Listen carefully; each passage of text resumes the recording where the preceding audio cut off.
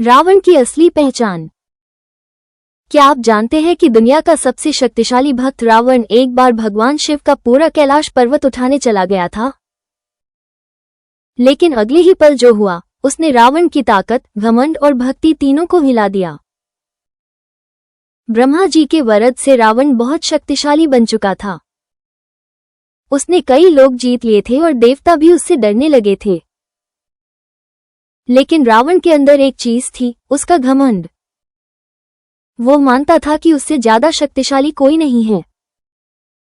और इसी घमंड में एक दिन उसने सोचा कि वो कैलाश पर्वत को ही अपने साथ ले जाएगा। रावण अपनी पुष्पक विमान से कैलाश पहुंचता है।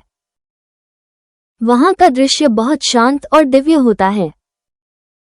स्नो से ढका कैलाश और उसके बीच में भगवान शिव ध्यान में बैठे हुए। पर रावण को शांति नहीं चाहिए थी, उसे अपनी शक्ति दिखानी थी। वो जोर से हंसा और कहा, शिव, आज मैं तुम्हारा घर ही उठा लूंगा। रावण ने अपनी 20 भुजाएं कैलाश के नीचे डाल दी और पूरे बल से पर्वत को उठाने लगा। पहले धरती हिली और आसमान गरज उठा।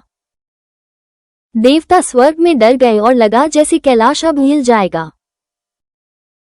लेकिन तब भगवान शिव ने सिर्फ अपने पैर का अंगूठा थोड़ा सा दबा दिया, बस, और कैलाश ने रावण के हाथों को जोरदार दबोच लिया।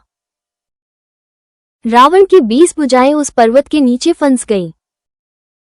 वो चिल्ला उठा, आह, ये कौन सी शक्ति है? रावण समझ गया कि यह कोई आम शक्ति नहीं है, ये स्वयं महादेव हैं। उसका घमंड टूट गया। वो कई हजार साल तक कैलाश के नीचे दबा रहा और दर्द में भी उसके मुंह से निकला, शिव, शिव, शिव। इसी दर्द और भक्ति के बीच रावण ने शिव तांडव स्तोत्र की रचना की। यह कोई गुस्सा नहीं था, यह एक भक्त की पुकार थी अपने भगवान के लिए। जब शिवजी ने देखा कि रावण का घमंड टूट चुका है, तो उन्होंने उसे माफ कर दिया और रावण को छोड़ दिया गया। आज भी कहा जाता है कि शिव तांडव स्तोत्र सुनने से निगेटिव ऊर्जा खत्म हो जाती है। लेकिन क्या रावण सच में सिर्फ घमंडी था या एक महान भक्त भी? रावण की असली पहचान क्या थी? क्या वो वास्तव में एक महान भक्त था? इन सवालों के जवाब हमें रावण की कहानी में मिलेंगे। रावण की असली पहचान जानने के लिए हमें उसकी पूरी कहानी देखनी होगी और उसकी भक्ति को समझने के लिए हमें शिव तांडव स्तोत्र को सुनना होगा। रावण की कहानी हमें सिखाती है कि घमंड और अहंकार से ऊपर उठना ही असली जीत है और सच्ची भक्ति से ही हम अपने लक्ष्यों को प्राप्त कर सकते हैं। रावण की असली पहचान एक महान भक्त की है, जिसने अपनी भक्ति से शिव जी को प्रसन्न किया। और हमें भी रावण की तरह अपनी भक्ति और सच्चाई से अपने लक्ष्यों को प्राप्त करना चाहिए।